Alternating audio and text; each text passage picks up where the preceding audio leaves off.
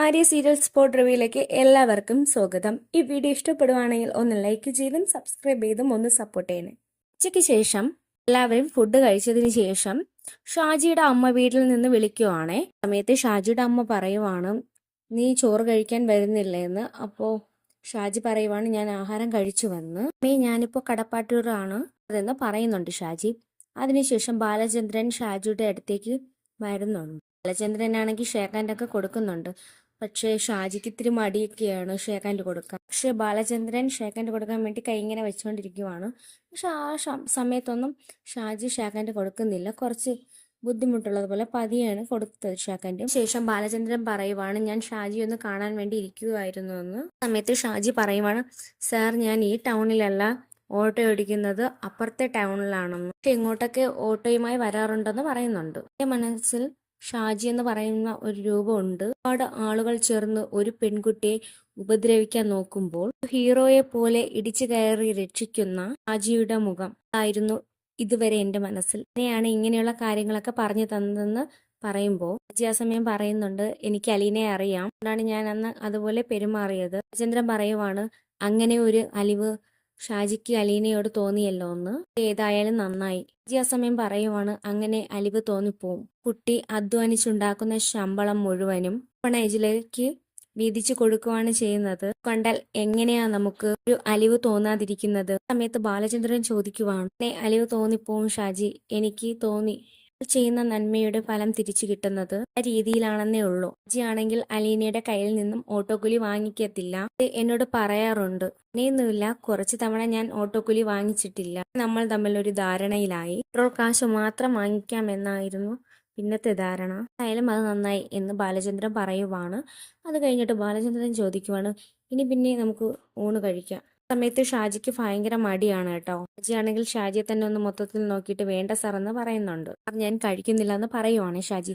ആ സമയത്ത് ബാലചന്ദ്രൻ പറയുവാണ്, ഒരു കുഴപ്പവുമില്ല, കയറി വാ ഷാജി, അങ്ങോട്ടേക്ക് വാ, ശരണ്യയും അമ്മയും എല്ലാവരും അവിടെ ഇരിപ്പുണ്ട്, ഷാജി കയറി വായു എന്ന് പറയുന്നുണ്ട്. നമുക്ക് ഒരുമിച്ചിരുന്ന് കഴിക്കാം നിർബന്ധിച്ച് വിളിച്ചുകൊണ്ട് പോകുന്നുണ്ട് അകത്തേക്ക്. പോകുന്ന സമയത്ത് അവിടെ രോഹിത് നിൽപ്പുണ്ട്. നീയും വാ എന്ന് ബാലചന്ദ്രൻ പറയുവാണേ. എല്ലാവരും ചേർന്ന് ഭക്ഷണം കഴിക്കുവാണേ. ശരണ്യയുടെ ഏട്ടൻ വീട്ടിൽ കാത്തിരിക്കുവാണ്, അവരെ ഇതുവരെയും കണ്ടില്ലല്ലോ എന്ന് നോക്കിയിരുന്നതിന് ശേഷം പുറത്തേക്ക് ഇറങ്ങുന്നുണ്ട്. സമയത്ത് ശരണ്യയുടെ അച്ഛൻ റോഡിൽ പോയിട്ട് തിരികെ വരുന്നുണ്ട്. അങ്ങോട്ട് ആ വാതിലടച്ചിട്ട് പോകുന്നത് ഇതുവരെ വന്നില്ലെന്ന് ചോദിക്കുവാണേ ശരണ്യയുടെ അച്ഛൻ. വാതിലടച്ച് ഇറങ്ങിയിട്ടും അച്ഛന് കാര്യങ്ങളൊന്നും മനസ്സിലായില്ലേ? ഇതുവരെ വന്നിട്ടില്ല, ഇങ്ങനെ മോളുടെ ഇഷ്ടത്തിനെല്ലാം താളം തുള്ളിക്കൊണ്ടിരുന്നാൽ മതി. വേണ്ട എന്ന് ഞാൻ അന്നേ പറഞ്ഞത് അച്ഛനോട്. അവൻ ദേഷ്യത്തോട് തന്നെ പറയുവാണ്. എന്തായാലും നീ ഒന്ന് വിളിച്ചു നോക്ക്, അവരെവിടെ എത്തിയെന്ന് അറിയാലോ, വിട്ടവര് തന്നെ അങ്ങോട്ട് വിളിച്ചാൽ മതി എന്ന് ഗോപൻ പറയുന്നുണ്ട്. സമയത്ത് ശരണ്യയുടെ അച്ഛൻ വിളിക്കുന്നുണ്ട്. വിളിക്കുന്ന സമയത്ത് അവര് പറയുവാണ്, ഞങ്ങൾ ഭക്ഷണം കഴിക്കുന്നുവെന്ന്. ഭക്ഷണം കഴിച്ചുകൊണ്ടിരിക്കുക, ഇപ്പൊ ഇറങ്ങും കേട്ടോ എന്ന് പറയുന്നുണ്ട്. ശേഷം ഫോൺ വെച്ച് കഴിഞ്ഞതിന് ശേഷം ശരണ്യയുടെ അച്ഛൻ, ആ ബെസ്റ്റ് ഭക്ഷണം കഴിക്കലും നേരം കാപ്പിയുടെയും കഴിഞ്ഞ് തന്നെ കിടന്നോളാൻ പറ.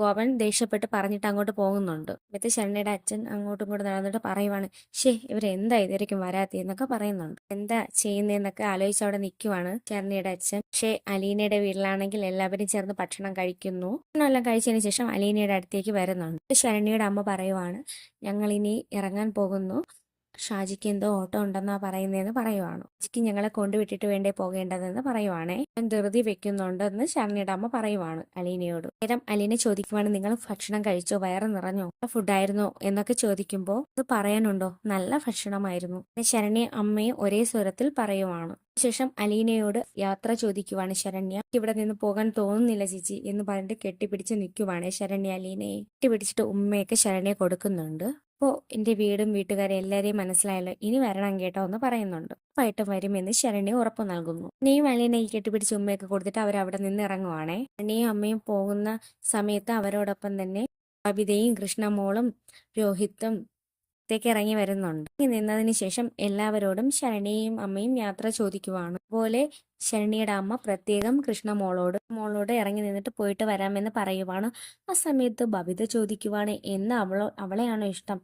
എന്നോട് ഇഷ്ടമല്ല അല്ലേ, അതല്ലേ അവളുടെ അടുത്ത് പറയുന്നത്, യാത്ര പറയുന്നതെന്ന് ചോദിക്കുന്നുണ്ട്. സമയത്ത് ശരണ്യയുടെ അമ്മ പറയുവാണ്, അയ്യോ ഈ മോളാ എനിക്ക് ഭക്ഷണമെല്ലാം വിളമ്പി തന്നേന്ന്. ഇത് ചോദിക്കുവാണ്, ഞാനല്ലേ ഭക്ഷണമൊക്കെ ഉണ്ടാക്കി തന്നു, പിന്നെ എന്താ എൻ്റെ അടുത്ത് സ്നേഹമില്ലാത്തതെന്ന് ചോദിക്കുവാണ്. സമയം ശരണ്യയുടെ അമ്മ പറയുവാണ്, എനിക്ക് രണ്ടുപേരും ഒന്നുപോലെയാ മോളെ എന്ന് അങ്ങനെ കാണിച്ചെന്നേ ഉള്ളൂ കേട്ടോ എന്ന് പറയും.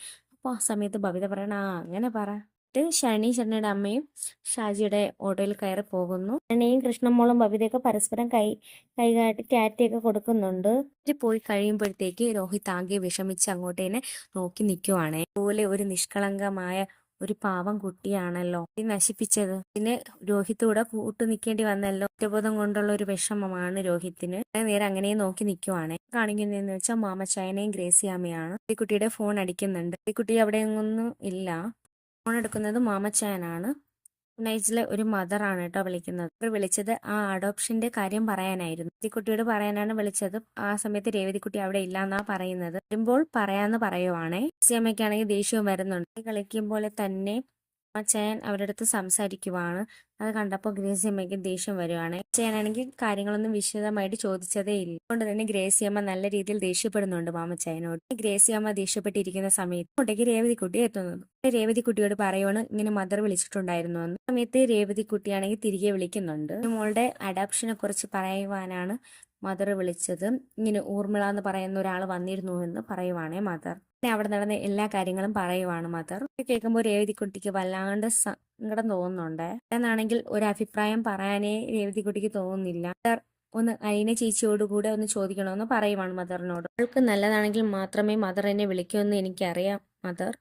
എങ്കിലും എനിക്ക് ആകെ വിഷമം വരുന്നുണ്ട് ഒക്കെ രേവതിക്കുട്ടി പറയുമ്പോൾ മദർ പറയുവാണ്, എനിക്ക് നിങ്ങളുടെ അവസ്ഥയൊക്കെ അറിയാം. നിങ്ങൾക്ക് അവൾ ആരാണെന്നും എനിക്കറിയാം. പക്ഷെ നിങ്ങൾ ഒന്ന് ചിന്തിക്കണം, അവൾക്ക് നല്ല അച്ഛനും അമ്മയുമാണ് താൻ പോകുന്നതെന്ന്. ഒരു അഡോപ്ഷന് വേണ്ടി ഒരു ആൺകുഞ്ഞിനെയാണ് ഏറ്റെടുക്കാൻ തീരുമാനിച്ചിരുന്നത്. പക്ഷെ ഇവിടെ വന്നു കഴിഞ്ഞപ്പോൾ മോളെ ഇഷ്ടപ്പെട്ടു. അപ്പോൾ അവർക്ക് പേപ്പർ വർക്കൊക്കെ ശരിയാക്കി എടുക്കണം. എങ്കിൽ അവർ മോളെ സ്പോൺസർ ചെയ്തോളാം എന്ന് പറഞ്ഞു. അതുകൊണ്ട് തന്നെ ഒന്ന് ആലോചിക്കുമെന്ന് പറയുന്നുണ്ട്. കുട്ടി ആയിക്കോട്ടെ, ഞാനൊന്ന് ആലോചിക്കട്ടെ എന്ന് പറയുന്നുണ്ട് മദറിനോട്. ശേഷം ഫോൺ കട്ട് ചെയ്യുവാണേ. കട്ട് ചെയ്തതിനു ശേഷം രേവതിക്കുട്ടിക്ക് ആകെ വിഷമമാണേ. എനിക്ക് ഭയങ്കരമായിട്ട് തലവേദന എടുക്കുന്നു, ഒന്ന് പോയി കിടക്കട്ടെ എന്ന് പറയുന്നുണ്ട്. കുട്ടി അങ്ങോട്ട് കയറി പോകുന്നുണ്ട്. സമയം മാമച്ചൻ ചോദിക്കുന്നുണ്ട്, അവൾ ആകെ വിഷമിച്ചാണ് പോകുന്നതെന്ന്. എന്താ ഒന്നും മിണ്ടാതിരിക്കുന്നതെന്ന് മാമച്ചൻ ഗ്രേസിയാമ്മയോട് ചോദിക്കുവാണ്. സമയത്ത് ഗ്രേസിയാമ്മ പറയുവാണ്, ഞാനിപ്പോൾ എന്തെങ്കിലും പോയി സംസാരിച്ചാൽ അത് ശരിയാവത്തില്ല, ഒന്ന് റെസ്റ്റ് എടുക്കട്ടെ. ശേഷം അവൾ എന്തായാലും ഈ കാര്യം നമ്മളോട് സംസാരിക്കും. നേരം നമുക്ക് ഈ കാര്യങ്ങൾ നമുക്ക് അവളെ പറഞ്ഞ് മനസ്സിലാക്കാം. കാണിക്കുന്നതെന്ന് വെച്ചാൽ ശരണ്യയും അമ്മയും വീട്ടിലേക്ക് എത്തുന്നുണ്ട്. വീട്ടിലേക്ക് എത്തുന്ന സമയത്ത് അച്ഛൻ ചോദിക്കുവാണ് ശരണ്യയോട്,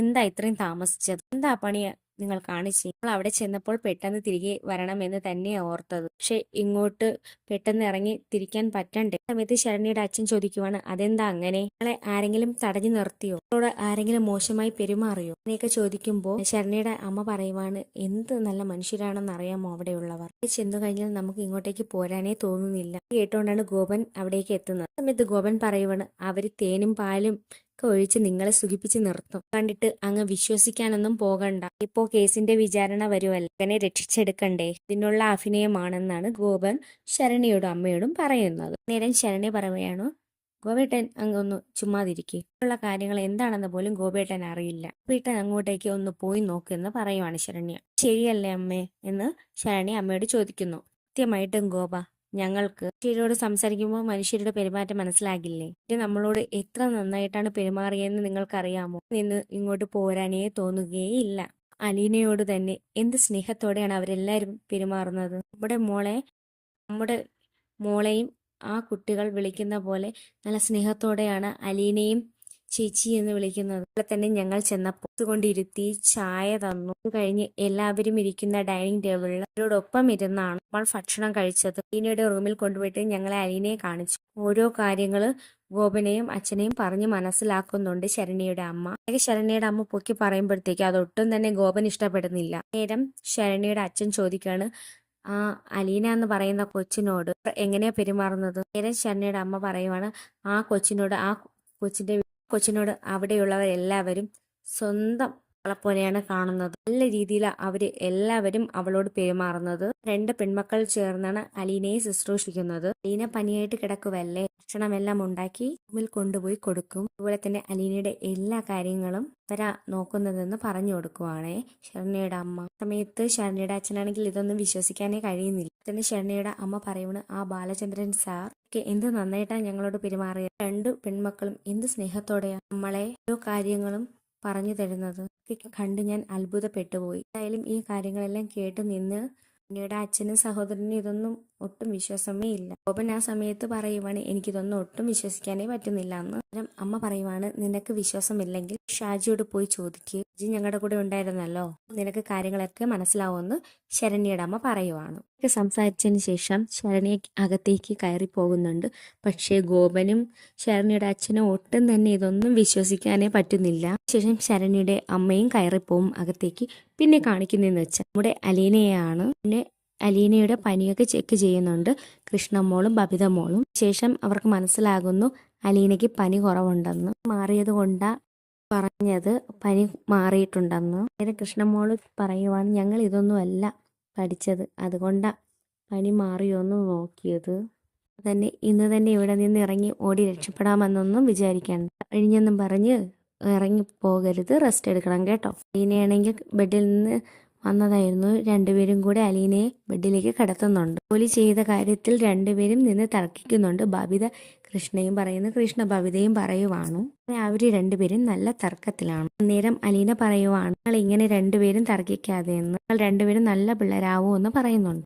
ഇവളോട് മര്യാദയ്ക്കിരിക്കാൻ പറയുന്നുണ്ട്. മോളാണെങ്കിൽ അതിനിടയ്ക്ക് മുടിയന്റെ പേരും പറഞ്ഞ് കളിയാക്കുന്നുണ്ട്. മോളോട് മര്യാദയ്ക്കിരിക്കാൻ ബബിത പറയുന്നുണ്ട്. പിന്നെ അതിനിടയ്ക്ക് അങ്ങനെയൊന്നും പറയല്ലേ, കൃഷ്ണ മോളോട് സോറി പറയാനൊക്കെ പറയുന്നുണ്ട്. അതിനിടയ്ക്ക് സോറിയും പറയുന്നുണ്ട് ബബിതയോട്. ഏതായാലും അലീനയ്ക്ക് റെസ്റ്റാണ്. അലീനയോട് ബബിത പറയുവാണ്, ഏതായാലും ഞാൻ പറഞ്ഞിട്ട് റൂമിൽ നിന്ന് ഇറങ്ങിയാൽ മതിയെന്ന്. അതിനുശേഷം ഡിന്നറിനുള്ള ഭക്ഷണം ഉണ്ടാക്കാമെന്ന് പറഞ്ഞ് 2 പേരും റൂമിൽ നിന്ന് പോകുന്നുണ്ട്. വ്യക്തിമാരുടെ ആ സന്തോഷം കാണുമ്പോൾ അലീനയ്ക്ക് ഭയങ്കര സന്തോഷം തോന്നുന്നുണ്ട്. സന്തോഷത്തോടു കൂടി ഇരിക്കുന്ന അലീനയും കാണിച്ചുകൊണ്ടാണ് ഇന്നത്തെ ഈ റിവ്യൂ അവസാനിക്കുന്നത്. ഈ വീഡിയോ ഇഷ്ടപ്പെട്ടുവാണെങ്കിൽ ലൈക്ക് ചെയ്തും സബ്സ്ക്രൈബ് ചെയ്തും ഒന്ന് സപ്പോർട്ട് ചെയ്യണം കേട്ടോ.